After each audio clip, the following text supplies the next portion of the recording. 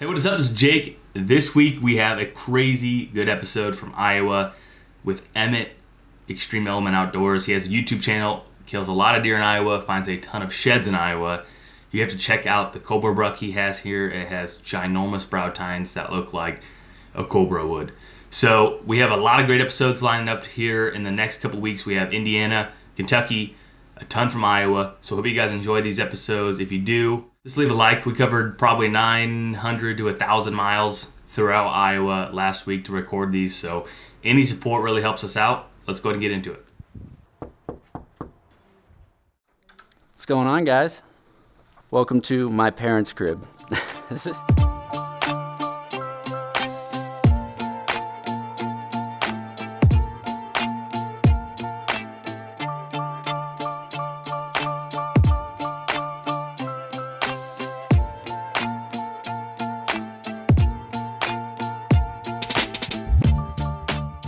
This isn't my crib, but this is my parents' crib. This is actually where I keep all of my deer hunting, shed hunting, and turkey hunting goodies. And basically today, my whole family's here with the COVID situation. A lot of them are working from home. So this is my grandma. Grandma, say hi to Whitetail Cribs. Good morning. Right here's my girlfriend and my mom. They're both doing work from home. And then my dad as well. He's doing work from home. So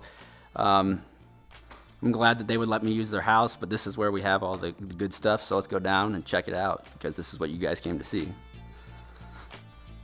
So, it's kind of funny, my mom doesn't like any of the antlers being upstairs, so my mom gets to decorate upstairs, my dad gets to decorate downstairs, but this is kind of where we keep all the treasures from over the years, and I guess we'll just start right here in the office. So in here, this office right here was where I started all of my video editing, video productions. Was on this computer right here.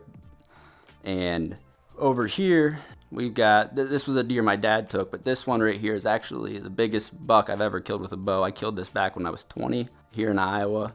An awesome hunt. It was on November 7th. And it was really, really crazy because right after I shot that one the exact same size came walking right down to the bottom of my tree. I remember filming it with my phone. And I sent the snap to my buddies, and everybody's like, hey, why didn't you shoot that deer? Why didn't you shoot that deer? Well, we ended up tracking the deer that I shot and was like, this is why I didn't shoot that one. So, great story there. This right here is the work of Larry Zock. Just kidding. This is actually my painting from 8th grade, and I'm pretty proud of that. So, that deer right there. So, that was my first bow buck ever. Shot that here in Iowa back when I was 14. Great story with it. It was on October 20th. Was hunting an oak flat, and he came out with 3 other bucks. He was at 20 yards. And actually that same year there was a funny story that we'll get to later in the episode. But that's that deer. So that's my first bow buck. I'm really proud of that one. And right here, this is my sister's first buck. She shot that as a youth. Shot that down in southeast Iowa. Over here, we've got, my buddy made a nice, awesome shed tree for us. And so we've been trying to stack a lot of our sheds here. It actually is really nice. It keeps the sheds out of the way, and it displays them really nicely. But on top, they also added this swivel piece that allows us to display a deadhead. This is the buck I killed 2 years ago. This is Junior. Funny story with Junior. I had shot this one in southeast Iowa on the farm that we own. And basically, Junior, the year after we bought it, was always on camera. He was a funky looking thing. And basically, he ended up, as the years went on, he started to become a bully buck. And definitely was one that was on our hit list. And then last year, I was able to finally catch up with Junior. And it's a pretty cool story. Really, really unique deer, and one I'm proud of. So awesome story to that one. We'll get to some of the sheds that we found over the years. So personally, I didn't take much interest in shed hunting until I was about 21. I'm 25 right now, but I didn't take much interest into it until I was done with college sports. And it's just been an awesome hobby. I think it's so much fun, and I'm very fortunate to live in a state where you can find a lot of sheds. Being from Iowa, it's not comparable to trying to shed hunt out in PA. And so these are some of my best. 3 years ago, I found this one. I actually have a shed. I have it laid out here so I remember. But this one is actually off that exact same deer. Dad had found it the year before, so that's off the same deer. And then coincidentally, the next year I went to hunt that deer and found him dead from EHD. So this one and this one were from 2019. I found these in 2019, and these were both a part of my very first YouTube shed hunting video. I found them on the same day, 2 different properties, but they're both from southeast Iowa. But these 2 sheds, to find these 2 on the same day was just crazy. And I don't think I'll ever have a day better than that one, but pretty cool antlers right there. So this antler right here, this is off the buck that I call Longhorn. I found his shed. This would have been from last year, 2020. I had pictures of him, hunted him a lot, but never really had I did have one encounter with him during the rut, but it was a far ways out, and he was tailing a doe. But then I was really lucky. I was able to find one of his sheds during the shed hunting season, and I actually haven't gotten a chance to go out and look for his sheds this year, but he wasn't as frequent as he was last year. This is a set that my dad found, really cool color. I like that one a lot. These sheds right here are are just awesome to me. They are so heavy. You obviously can't hold them through a camera, but they are some of the heaviest sheds that I've ever had. And boy, you could almost do like some curls with these things. So these are really cool. They were actually laying right next to each other. And I've got a picture somewhere where we put a beer can between the 2 of them, and they've got some awesome bases to them. So that was a really cool find. I was extremely excited when I found these ones. Well, I take that back. I'm excited when I find any shed, even if it's an old chewed up one. It's just, when I saw these ones, it was off the chart. This one right here, I found this on a farm that the guy only let me shed hunt. I only got the shed, he only let me shed hunt it for 1 year because they were actually leasing it out the next year. And I found this under a cedar thicket, and it actually is one of my biggest sheds. It would have been really nice to find him when it was fresh, but regardless, it's still an awesome shed. And I don't know if I don't know much about this deer, but I was very lucky to find his shed. And then these ones are pretty cool. They're both right around the same size, and they actually are my biggest 4-point sides I've ever found. So 10 days ago, we found this one. This is gonna probably be the biggest one we find this year. This is a really, really big 5. We have gone out and tried to find his other side, but he actually dropped this shed very close to a fence line. It was within 40 yards of the neighboring fence, and we've went over that farm with a fine-tooth comb. I don't think it's on the farm that we can shed hunt, so I hope the neighbor finds his other side, because I hate to see the squirrels get to it. But that's a beautiful shed, and I only have permission to shed hunt this farm at this point, but my number 1 priority right now is getting permission to bow hunt it. So these sheds right here, these are off the buck that I call Moose. We found these back in 2019. We actually found them on one of our best days of shed hunting ever.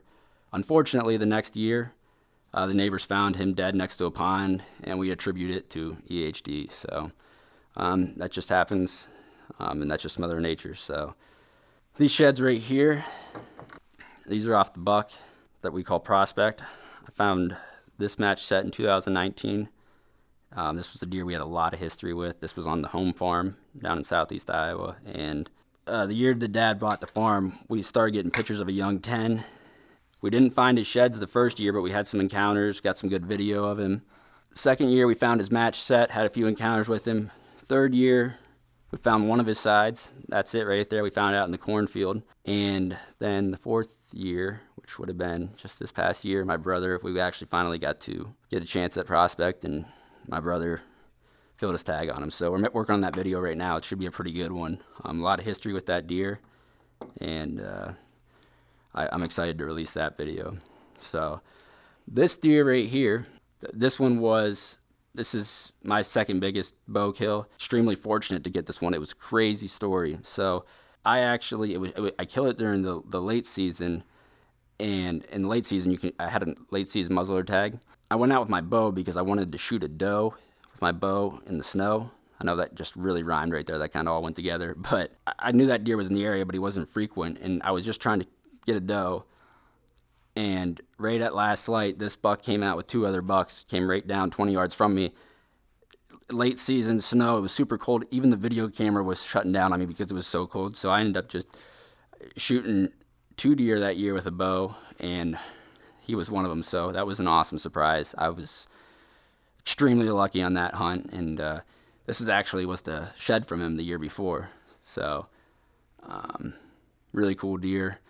But at the time, I was in college when I shot him. I was on a college budget. I wanted to get him mounted, but I was on a college budget, so I totally did the European mount. I like the European mounts. You can handle them, pick them up, and if I ever want to go back and do a mount, just have to get a cape for it. So that was a really cool story with that. This set right here, this one right here was actually my personal best set.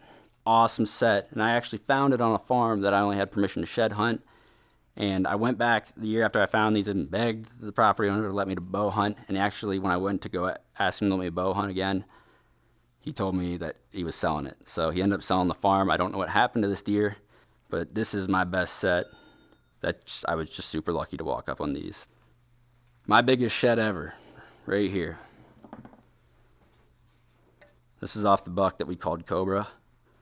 There were some unique circumstances around this buck.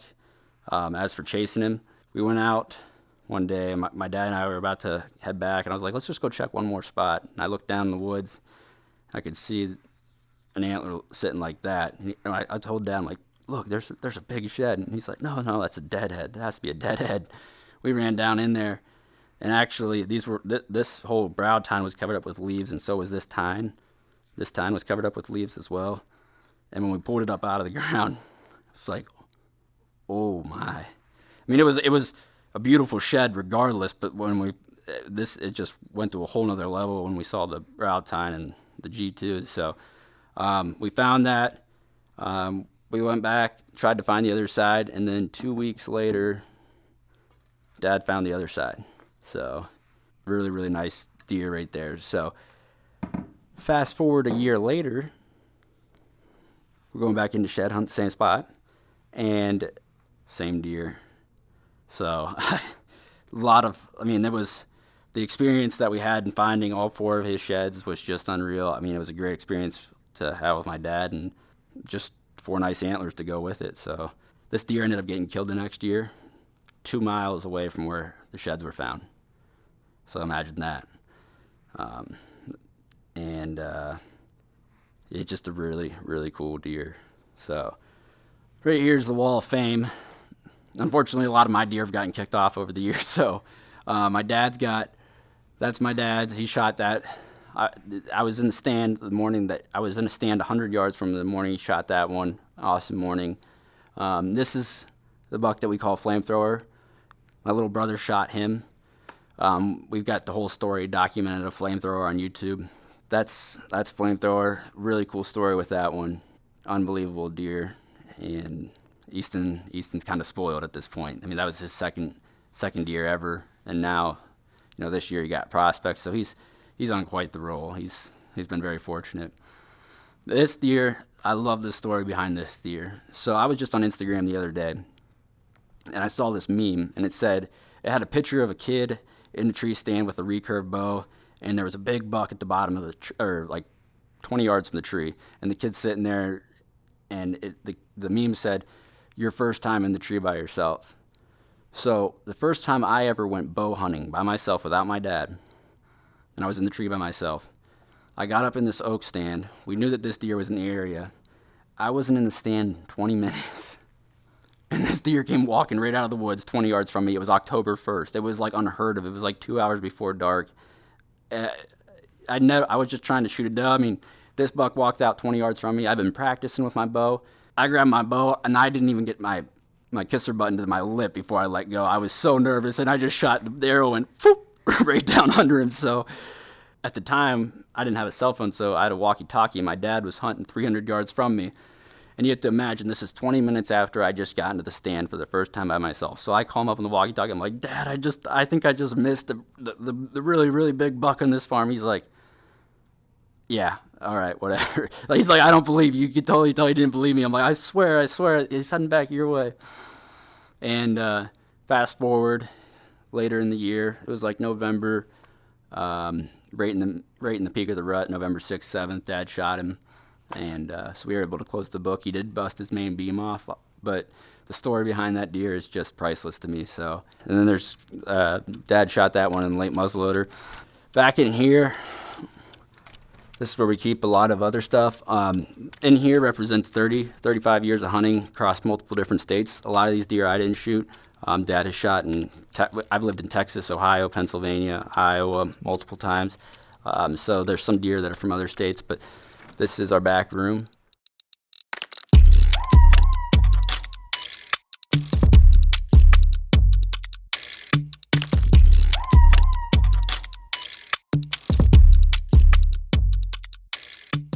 In 2017 came around. I ended up shooting this on a farm that was an hour south of my college.